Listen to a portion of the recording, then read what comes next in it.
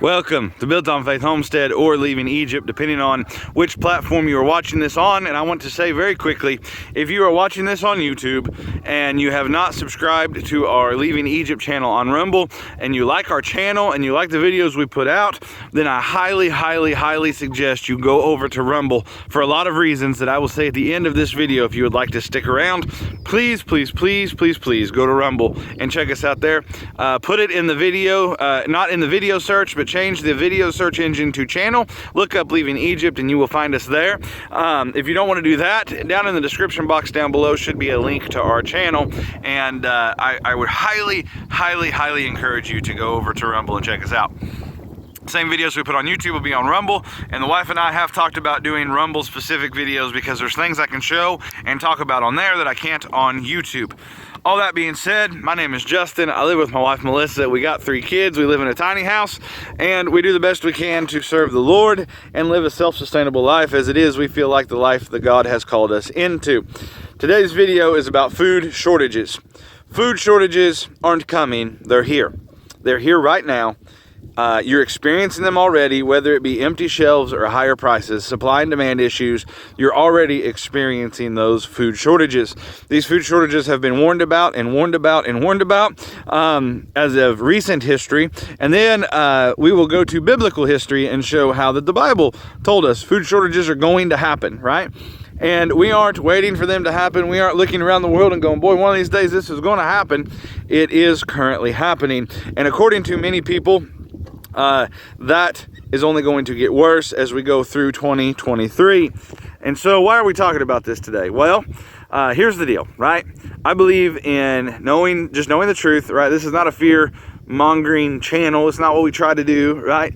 But it is just being honest and exposing the world for what it is, because I believe once you understand your arm is truly broke, then you begin the healing process, right? And so we're looking at this and going, okay, it's broke right now. And yes, we need to figure out why, and we need to take care of those things. However, biblically speaking, it's going to be broke, and it's going to get broke worse, and things are going to get worse, and we need to understand that. And if that's the case, what do? Well, first and foremost, if you are not saved and walking with the Lord, knowing God and Jesus is your personal Savior, this is all for nothing. None of the steps I say after this is going to do you a lick of good if you don't know the Lord. Because one of these days you're going to stand before God, and He's either going to say, enter in, thy good and faithful servant, or He's going to say, depart from me, you doer of iniquity, for I never knew you. And if you're watching this, you are probably interested in things like homesteading, and you probably look around the world around you with a lot of distrust. And I will tell you that the Bible tells us about the distrust that you're probably feeling down inside right now and predicts it, which is one of my driving forces to talking about these things, is that people would understand how real the Bible is. That being said, we'll show you some screenshots of the food shortages here. Amazing grace, how sweet the sound, oh, that saved a wretch like me. I once was lost, oh, but now I am found. Was blind, but now I see. So after you've seen that, please understand, like, these aren't going to happen. They are happening, and it's only going to get worse. So what are some things that we can do, right? Obviously, if you have the time, the ability, the financial means to start getting into chickens or rabbits or dairy or something, gardening, something. Find something you can do to supplement your food supply. I don't care how minuscule it is. I don't care if it's sprouting your own sprouts and eating sprouts. Like, I don't care. Find a way. Find something. And you're going to have to understand that things are going to have to be just a little bit different than what you are used to. We are having all kinds of fun with our dairy products right now because we've recently gotten a dairy cow, and we've been milking, and we're getting like 2 gallons a day, and we're trying to learn how to do all this kind of cool stuff that you can do with dairy product, especially raw, full creamified dairy product. And so we're trying to learn, and one of the things we're learning is it doesn't taste like store-bought, because we're all so used to the chemical, and we're also used to the store-bought flavor of things, that it just doesn't taste that way. It's different, right? And it's different in a good way. but it's different nonetheless. I talked to an individual one time about butchering meats, and we were talking about making our own hot dogs, and he said, I just don't know that we can match the chemical flavor. Right? And I understand that. But anyhow, what are some things that we can do? Obviously, that would be the prime thing, right, is trying to have a few of your own animals, have your own laying birds, right? But feed prices are getting higher, right? These come with their own expense, and depending on how you want to do it, obviously you can do it really cheap ways, you can do it more expensive ways, you can find all kinds of ways. But remember, a chicken is a chicken. A chicken doesn't need a Taj Mahal. A chicken needs a place to get out of the weather every now and again and lay eggs, right? So a chicken is a chicken, man. They don't need it. They don't need heat and air and running water and all that kind of stuff. So take it easy. You don't have to go berserk, but do a little something. If you can't do that kind of stuff, though, if you can't have animals, and if you can't grow anything, and I mean anything, if you can't put nothing in your windowsill, if you can't buy something that you can just set up next to the window, little greenhouse of a thing, and it don't have to be a great big tarped greenhouse. I'm talking shelves with like plastic on top of these things, right? Like something, do something. You can grow lettuce like year round inside your house, right? If you've got the right sun coming through the windows at all, you can at least grow some lettuce, something, right? It's not going to do everything for you, but it's going to do something for you. It's going to help supplement that food that you have at your house. What's another thing you can do? You are watching this on the internet. You have internet access. Please, please, please, please, please start learning some of the wild edibles that grow naturally around your area. And just for how effective that would be, we have a very weird winter here in Missouri. We've had like -30 wind chills, and then we've had days where it's been like 70 degrees. But I can walk around right now and find some wild edibles that are still green, that are beginning to green up because of the weather, that are edible, that will provide some nutrients and more medicinal effect, but some nutrients, something, right? And it's something. It's not enough to sustain, but it's enough to substitute our grocery bill. And this all begins to snowball. The more you do, the more you are getting away from grocery store shelves, and the closer you're getting to the stuff just at your house, right? Okay, so let's say you don't have the ability to grow nothing in the window, you don't have the ability to have any animals, you don't have the ability to do any of that. Maybe even you're disabled and you can't get out of your house and you can't do anything like that. What's another thing maybe you can do? Well, potentially, maybe, so like my wife, she likes to crochet. If you know how to crochet, if you know how to do some sort of art or craft or build anything, make anything, blankets, shirts, dresses, quilts, I can tell you this right now, my wife, trying to wear more and more dresses and skirts, has all kinds of trouble finding ones that she's comfortable wearing because she doesn't want them stopping real short. She wants real long ones, right? So if you know how to do all that kind of stuff, learning how to do that and then working out some sort of bartering or trading system with your family or your friends or somebody that knows how to do those kinds of things could be a great way to help supplement your food. Another way is to get a hold, and I know I've pushed this, but we need to talk about some real solutions for people, right? I cannot imagine, I'm thankful right now our children are little. I cannot imagine having teenagers right now and trying to feed them and the grocery bills that you guys have to be having right now. I don't know how you're doing it. I don't have a clue. I know it's just the grace of the Lord. It has to be, right? But what are some other things you can do? Well, if you have the financial resources at all, anything extra, and you say, Justin, I don't have nothing extra, I'm going to say it to you this way. Listen, I understand truly not having anything extra. We have been there a bunch of times. We will probably be there again. It is part of it sometimes. I understand having exactly $0, and I understand actually losing money and not having anything extra. I get that, so don't think I'm saying this with a light tongue whatsoever. But I do want you to understand, do you really not have no extra? Like, is there things you can cut? Can you get rid of your subscription to Netflix and have a little extra?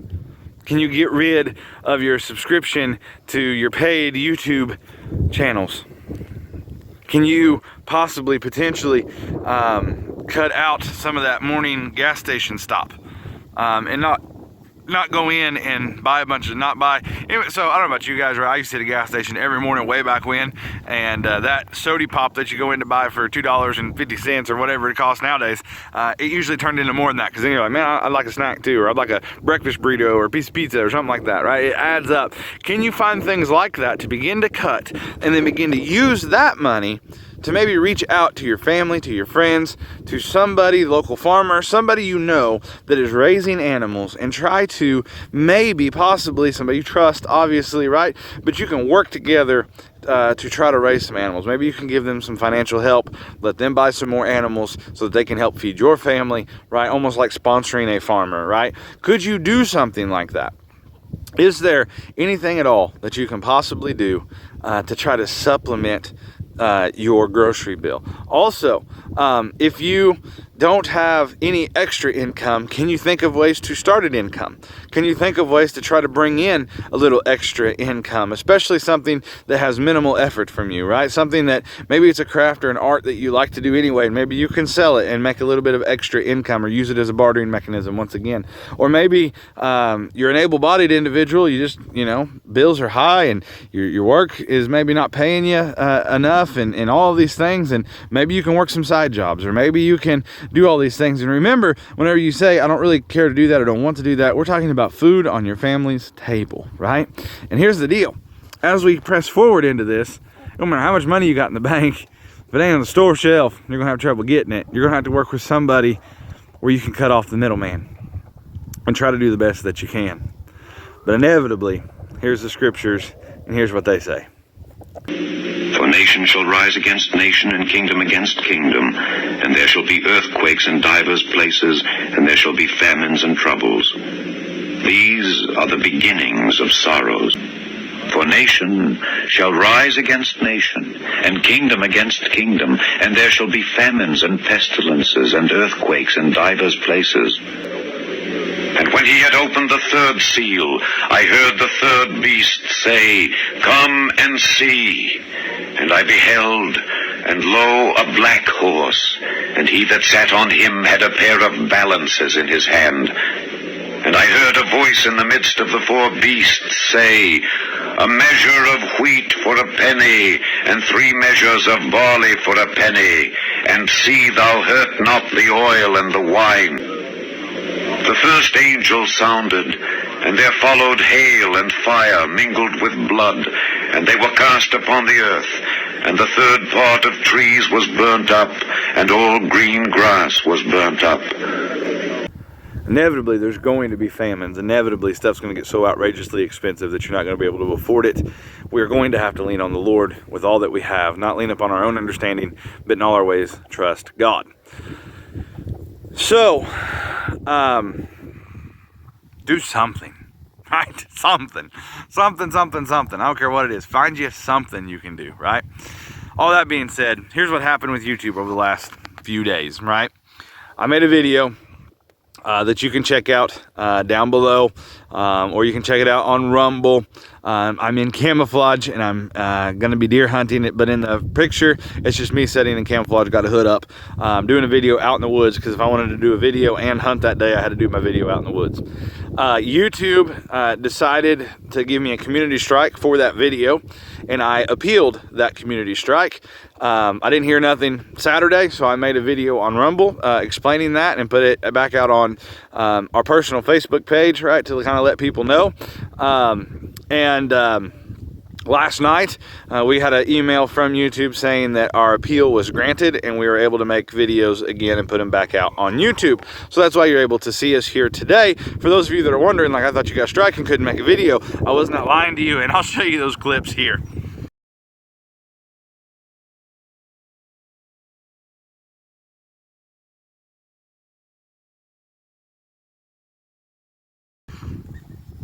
So you can see where we got the strike, and you can also see where we got the appeal granted, right?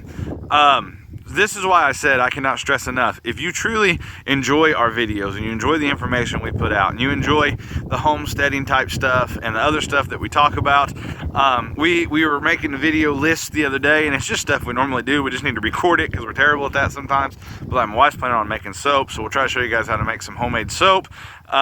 We need to do a dairy video one of these days soon about our milk cow, rabbits videos, right? More chicken building structure videos, right? Those kinds of things.